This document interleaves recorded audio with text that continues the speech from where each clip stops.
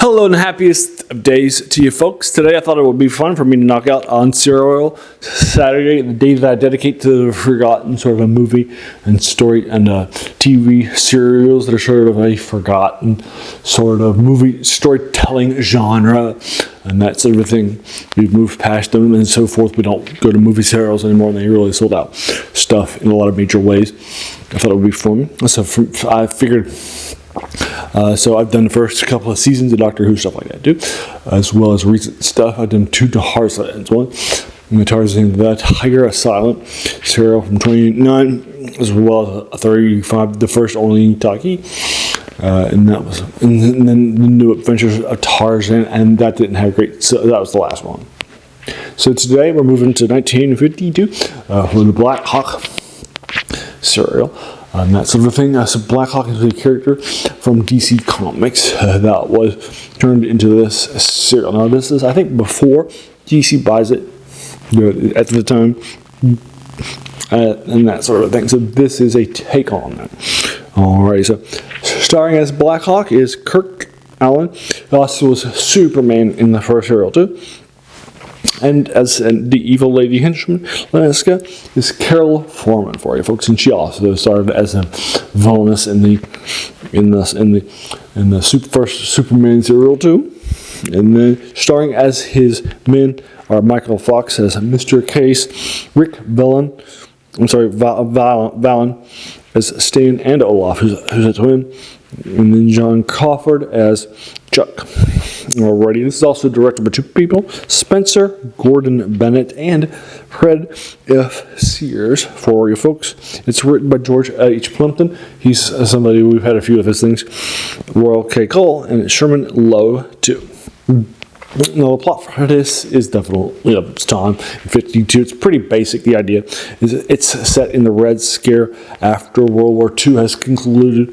A nameless country of origin has flipped to communist, and then that sort of thing after the fall of the Nazis and so forth, and the Axis powers. And so now what's happening is that they are basically, so basically one of his characters, Stan, which stands for Stanislav, has basically come to America.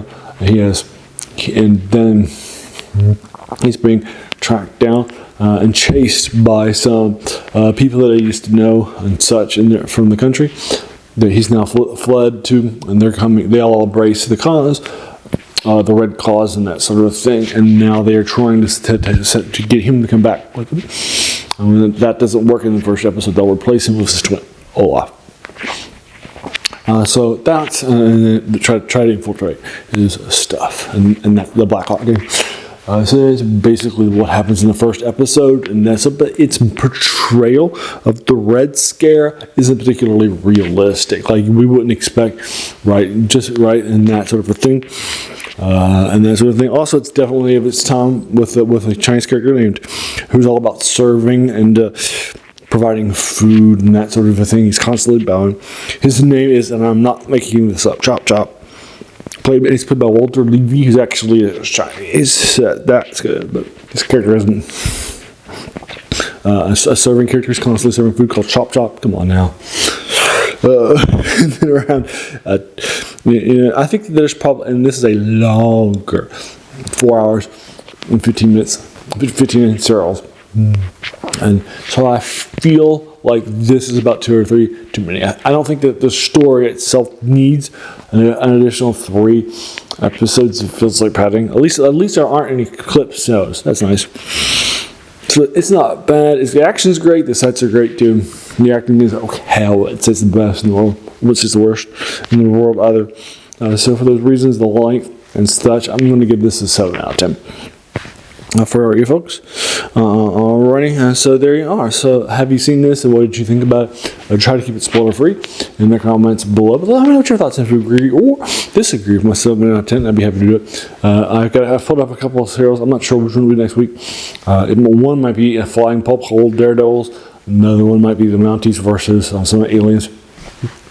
So I'm not sure which one will be next, but it's probably going to be one of those. Alrighty. For you folks. Alrighty, so there you are. Those are my quick thoughts on this.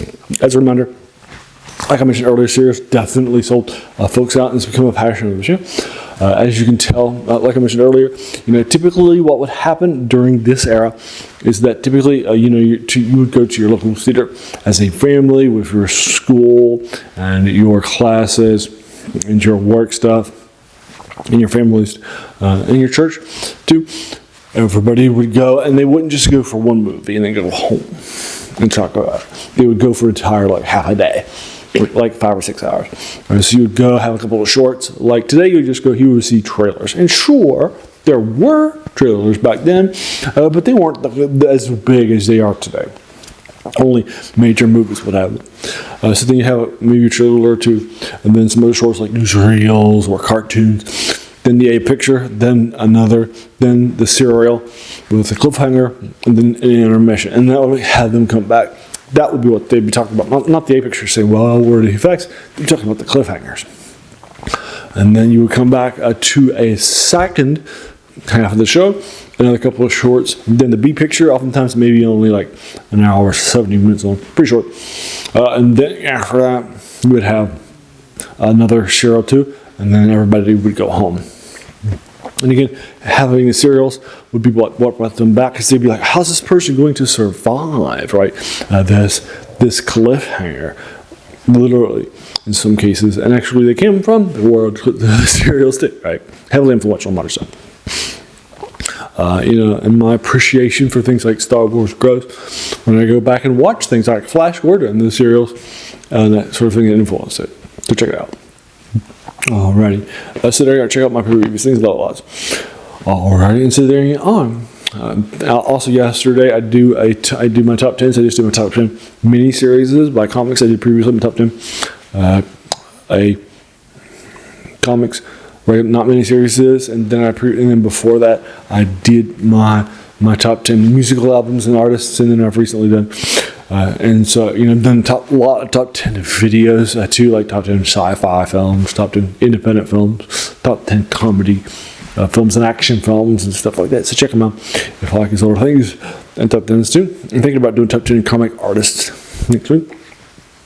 Not artists, writers, and that sort of thing. And then on Wednesday I do video game reviews, and I did of older things. I did 2005. This is the underappreciated the movies.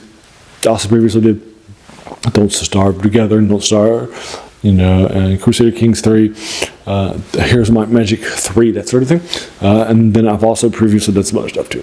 Also on Monday, I do reviews of older things. I'm currently doing, I just did B2 by Gary Gygax from 79 in the Dungeons & Dragons era, which was The Keep on the Borderlands. Check it out. I'm also going to be doing B3 next.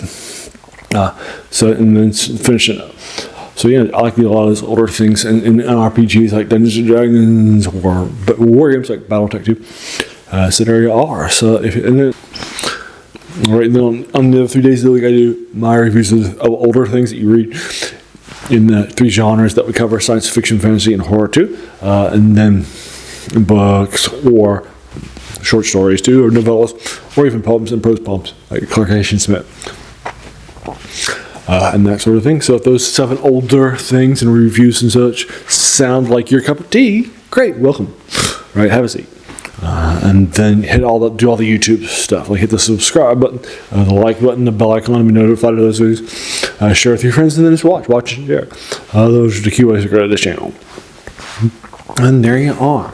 Alrighty, and hey, thank you so very, very much, for taking some time out of your day, just investing it, right, and watching my videos, because we all have so many things, right, that are happening in our lives, and we're pulled in so many different directions, right. So the fact that you spent this time with me, that's incredibly humbling in our modern era. So thanks again, and have an amazing day.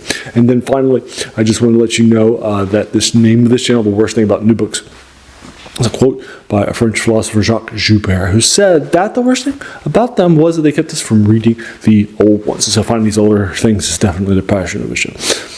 Even though the worst thing, that's not saying that new things are bad, right? But they're standing on the shores of giants. So read or watch or play those giants, right? And that sort of thing. So yeah. So that's where the passion of the show comes from, and there's other things too. Alrighty, and thank you so very, very much again, and have an amazing day.